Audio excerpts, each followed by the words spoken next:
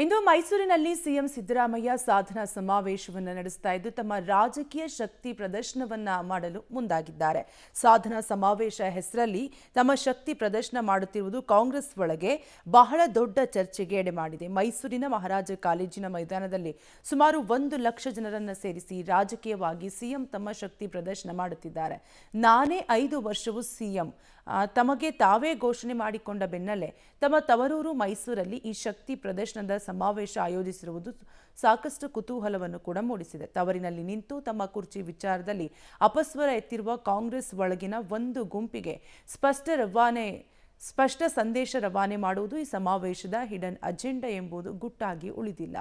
ತವರಿನಲ್ಲಿ CM Siddaramaiah ಶಕ್ತಿ ಪ್ರದರ್ಶನವನ್ನ ಮಾಡ್ತಾ ಇದ್ದಾರೆ. ಈಗಾಗಲೇ ಕಾಂಗ್ರೆಸ್ನಲ್ಲಿ ಸಾಕಷ್ಟು ಬೆಳವಣಿಗೆ ಆಗ್ತಾ ಇದ್ದು ಇದೆಲ್ಲದರ ಮಧ್ಯೆ ಮೈಸೂರಿನಲ್ಲಿ ಸಿಎಂ ಸಿದ್ದರಾಮಯ್ಯ ಶಕ್ತಿ ಪ್ರದರ್ಶನಕ್ಕೆ ಮುಂದಾಗಿದ್ದಾರೆ.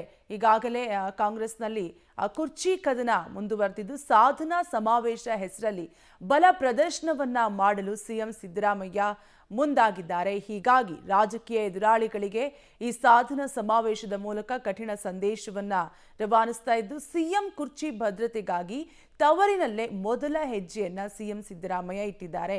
ಈಗಾಗಲೇ ಕಾಂಗ್ರೆಸ್ನಲ್ಲಿ ಕುರ್ಚಿ ವಿಚಾರಕ್ಕೆ ಸಂಬಂಧಪಟ್ಟಂತೆ ಸಾಕಷ್ಟು ಜಟಾಪಟಿ ನಡೀತಾ ಇದ್ದು ಶಕ್ತಿ ಪ್ರದರ್ಶನದ ಮೂಲಕ ಹೈಕಮಾಂಡ್ಗೆ ಹಾಗಾದರೆ ಸಿಎಂ ಸಿದ್ದರಾಮಯ್ಯ ಸಾಧನಾ ಸಮಾವೇಶದ ಮೂಲಕ ಸಂದೇಶವನ್ನ ರವಾನೆ ಮಾಡ್ತಿದ್ದಾರಾ? ರಾಜಕೀಯ ಎದುರಾಳಿಗಳಿಗೆ ಕಠಿಣ ಸಂದೇಶವನ್ನ ರವಾನಿಸ್ತಾ ಇದ್ದು ಕಾಂಗ್ರೆಸ್ ಒಳಗಿನ ಒಂದು ಗುಂಪಿಗೆ ಸ್ಪಷ್ಟ ಸಂದೇಶವನ್ನ ರವಾನಿಸ್ತಾ ಇದ್ದಾರೆ. ಯಾಕಂದ್ರೆ ಕಾಂಗ್ರೆಸ್ನಲ್ಲಿ 2 ಬಣಗಳಾಗಿ ಇರೋದು ಈಗಾಗಲೇ ಎಲ್ಲರಿಗೂ ಗೊತ್ತಿರುವಂತಹ ವಿಚಾರ. ಹೀಗಾಗಿ ಒಂದು ಗುಂಪಿಗೆ ಸ್ಪಷ್ಟ ಸಂದೇಶವನ್ನ ಸಿಎಂ ಸಿದ್ದರಾಮಯ್ಯ ರವಾನಿಸ್ತಾ ಇದ್ದಾರೆ. ಸಿಎಂ ಕುರ್ಚಿ ಭದ್ರತೆಗಾಗಿ ತವರಿನಲ್ಲೇ ಮೊದಲ ಹೆಜ್ಜೆಯನ್ನ ಇಟ್ಟಿದ್ದು ಕುರ್ಚಿ ವಿಚಾರದಲ್ಲಿ ಅಪಸ್ವರ ಎತ್ತಿರುವ ಒಂದು ಗುಂಪು ಪದೇ ಪದೇ ಕೆಲವು ಸಚಿವರು ಅಂದ್ರೆ ಮತ್ತೊಂದು ಬಣ ಸಿಎಂ ಬದಲಾವಣೆಯ ಬಗ್ಗೆ ಮಾತನಾಡ್ತಾನೆ ಇರುತ್ತೆ. ಹೀಗಾಗಿ ಕುರ್ಚಿ ವಿಚಾರದಲ್ಲಿ ಅಪಸ್ವರ ಎತ್ತಿರುವ ಮತ್ತೊಂದು ಗುಂಪಿಗೆ ಸಂದೇಶವನ್ನ ರವಾನಿಸ್ತಾ ಇದ್ದು ರಾಜಕೀಯವಾಗಿ ಎದುರಾಳಿಗಳಿಗೆ ಕಠಿಣ ಸಂದೇಶವನ್ನ ರವಾನಿಸಲು ಮೈಸೂರಿನಲ್ಲಿ ಸಾಧನಾ ಸಮಾವೇಶ ಹೆಸರಲ್ಲಿ